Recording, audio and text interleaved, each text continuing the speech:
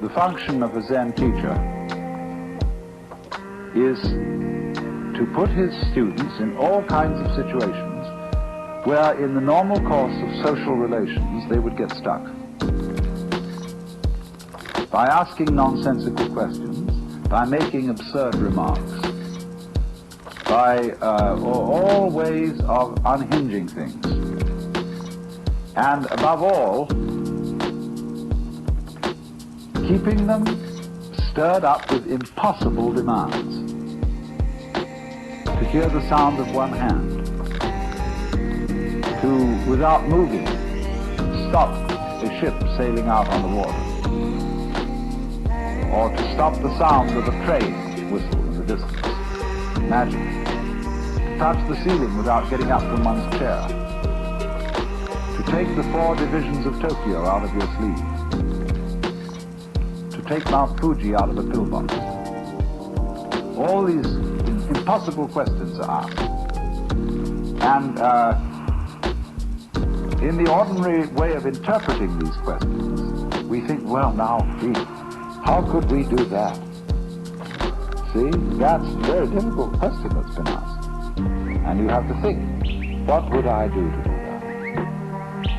Because we are caught up in a certain way of discourse,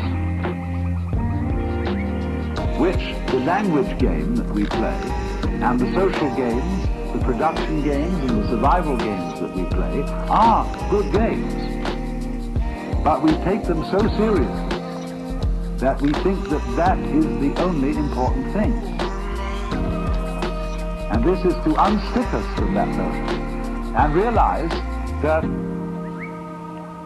it would be just as good a game to drop dead now as to go on living. Is a lightning flash bad because it lives for a second as compared with the sun that goes on for billions of years?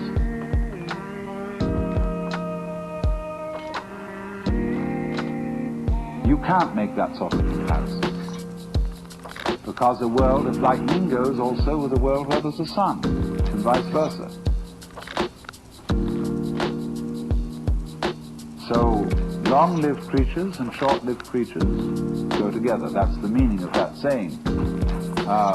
Flowering branches grow naturally, some short, some long.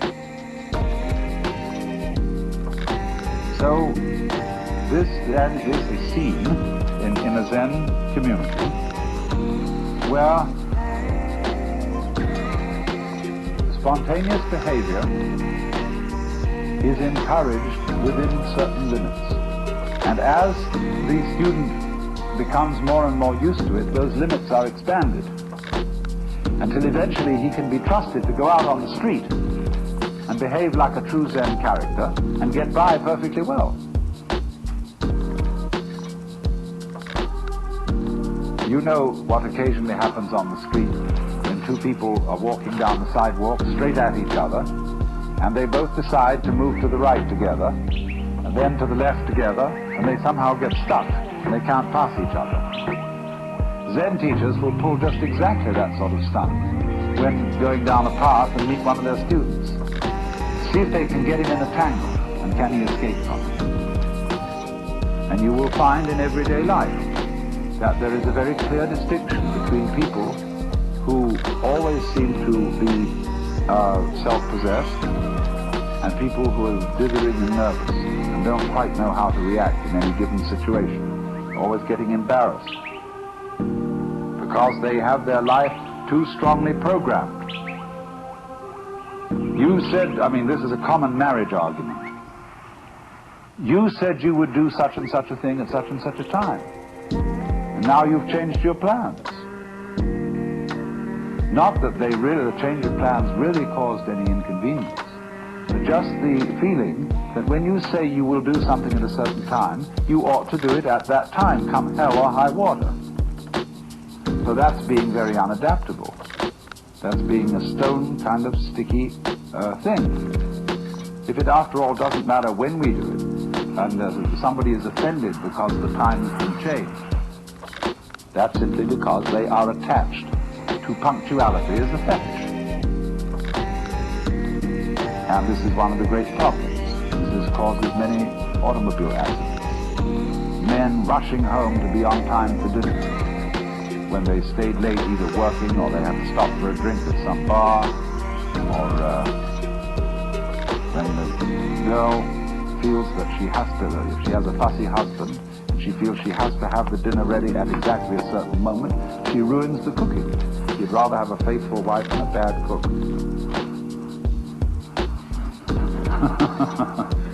I hope I'm not treading on any toes.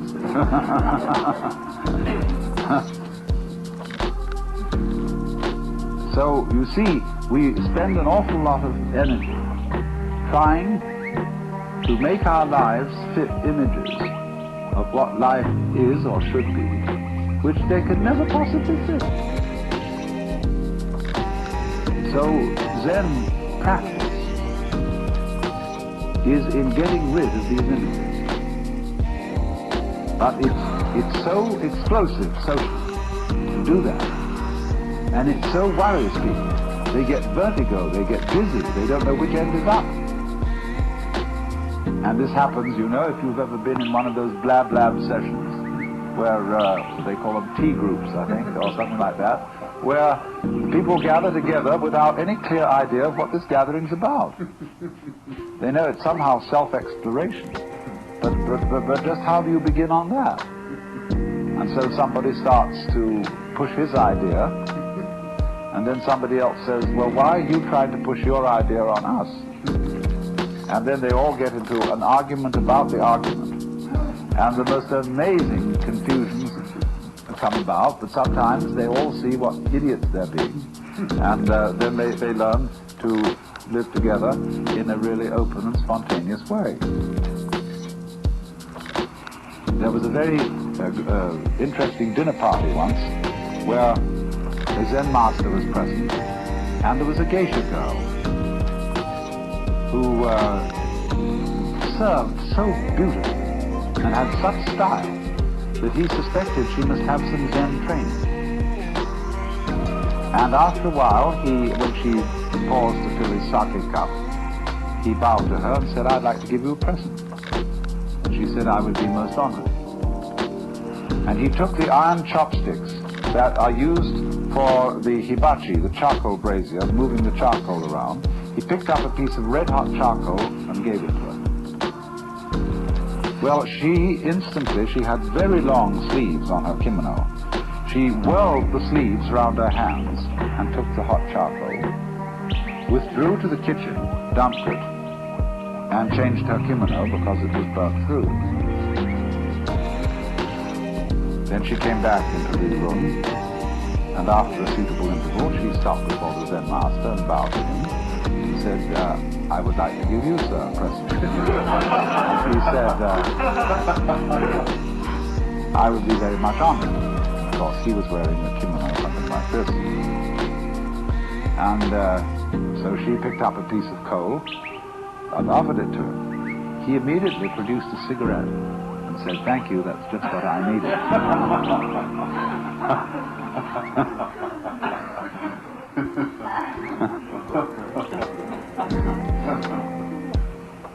Now, you know, in the same way that we have this in our culture, certain people who are communities, who know how to make jokes and gags in a completely unprepared situation, face them with anything, and they somehow come through. So that is exactly the same thing in a special domain as Zen. Only the master of Zen does this in every life situation. But the important thing is to be able to do this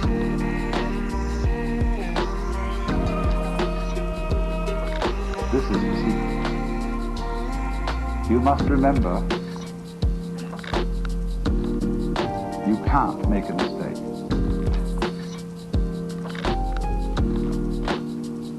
Now, that's a very difficult thing to do.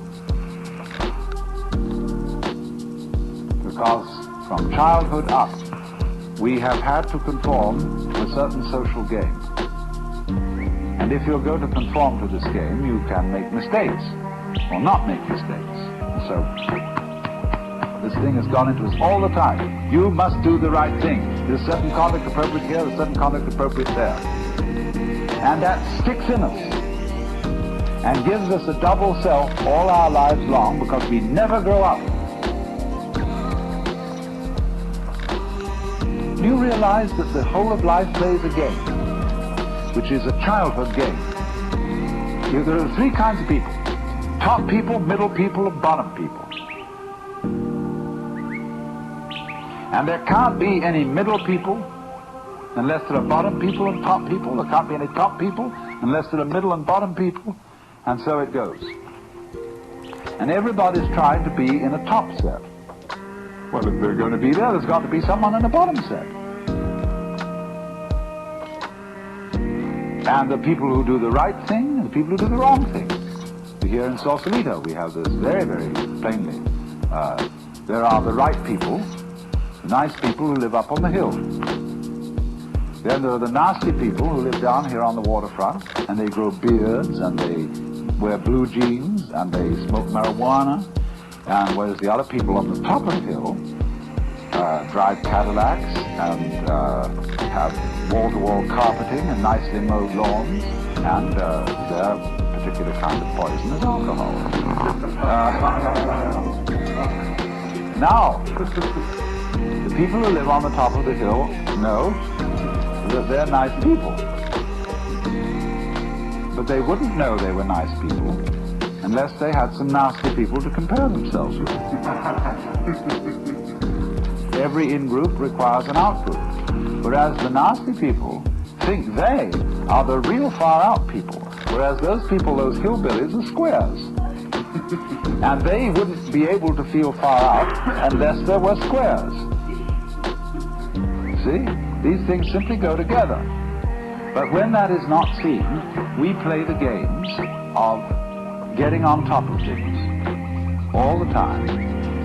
And so we're in a constant state of competition as to, if it's not I'm stronger than you, it's I'm wiser than you, I'm more loving than you, I'm more tolerant than you, I'm more sophisticated than you. It doesn't matter what it is, but this constant competition is going on. In terms of that competition, we can, of course, lose place, and in that sense make mistakes. But what a Zen student is a person who is not involved in the status game. That's the real meaning of a monk. He is not keeping up with the Joneses. And to be a master, he must get to the point where he's not trying to be a master. The whole idea of your being better than anybody else simply doesn't make any sense at all. It is totally meaningless. Because you see everybody manifesting the marvel of the universe in the same way as the stars do. And the water, and the winds, and the animals. And you see them all as being in their right places and not being able really to make mistakes, although they may think they're making mistakes or not making mistakes and playing all these competitive games. But that's their game. Now, I only say, if that game begins to bore you, and it begins to trouble you and give you ulcers and all kinds of things, then you raise the problem of getting out of it. And therefore you start to become interested in things like Zen. That is simply a symptom of your growing in a certain direction, where you are tired of playing a certain kind of game.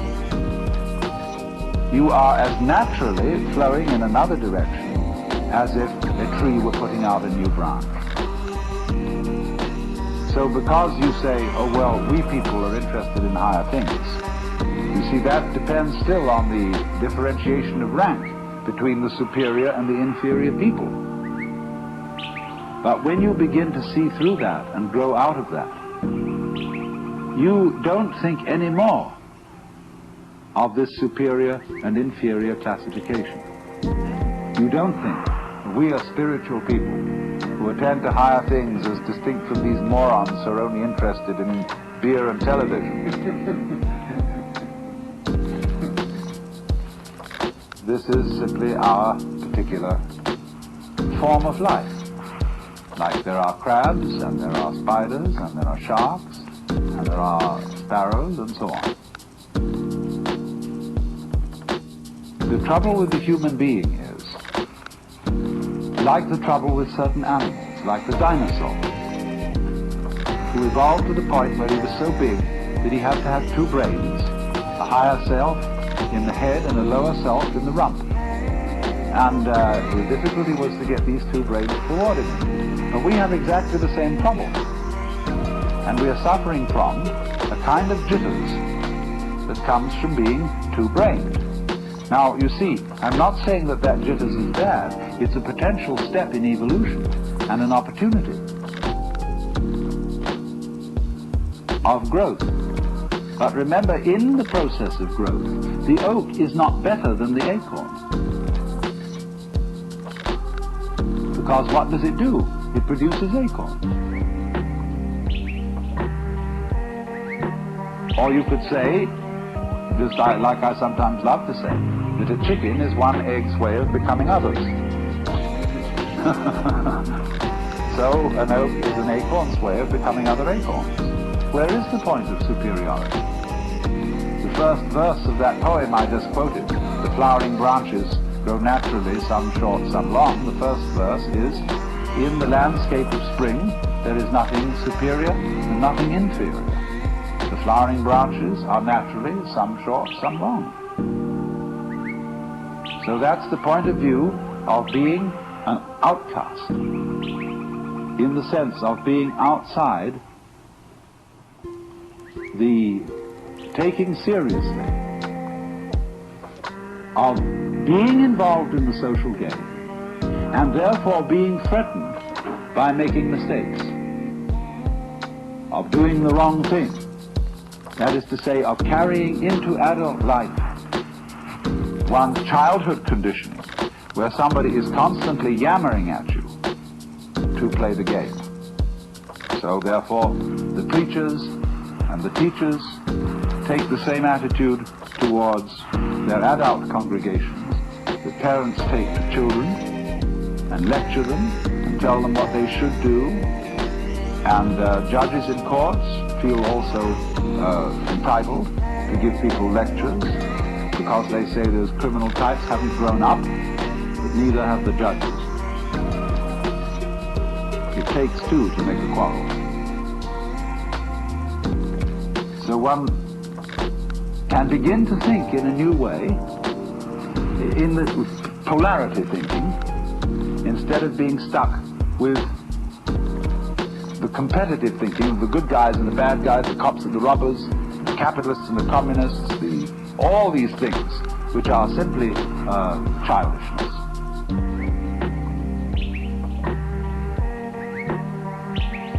Now, of course, you recognize that if the moment I say that, it's like talking in English in order to show that the English language has limitations.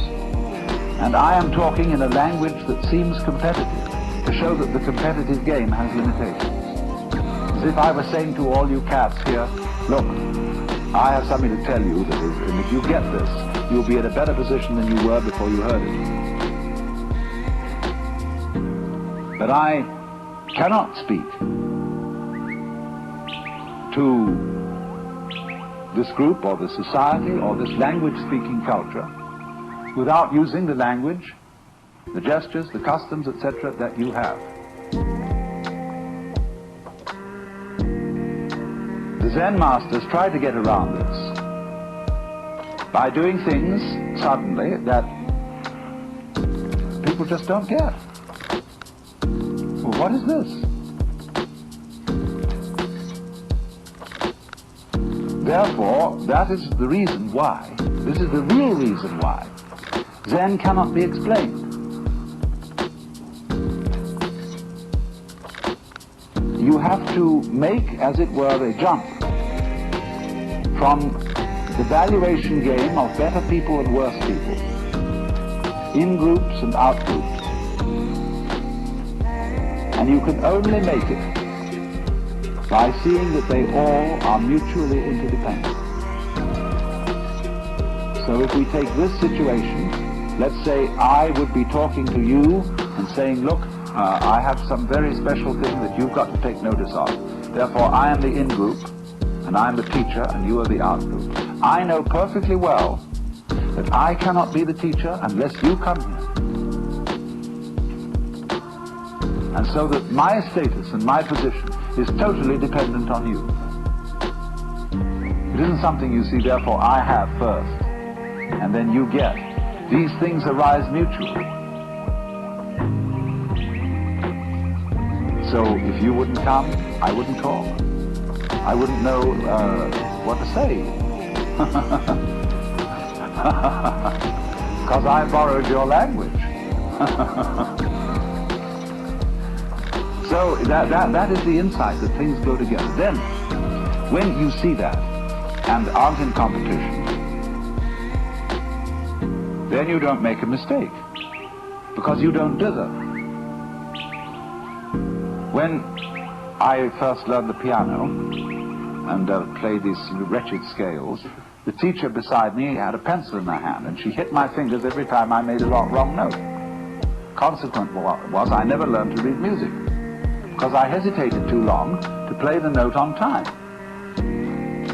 Because I was always, is this pencil going to land? See? And that gets built into your psyche. And so people are always, although they're adults and nobody is clubbing them around and screaming at them any longer, they hear the echoes of that screaming mama or that bombinating papa in the back of their heads all their life long. And so they adopt the same attitudes to their own children, and the fast continues. Because there is no, I don't say that you shouldn't lay down the law to children if you want them to play the social game. But if you lay down the law to your children, you must make provision later in life for them to be liberated, to go through a process of curing them from the bad effects of education. But you can't do that unless you too grow up, you see? As we grow up. Says I, including myself.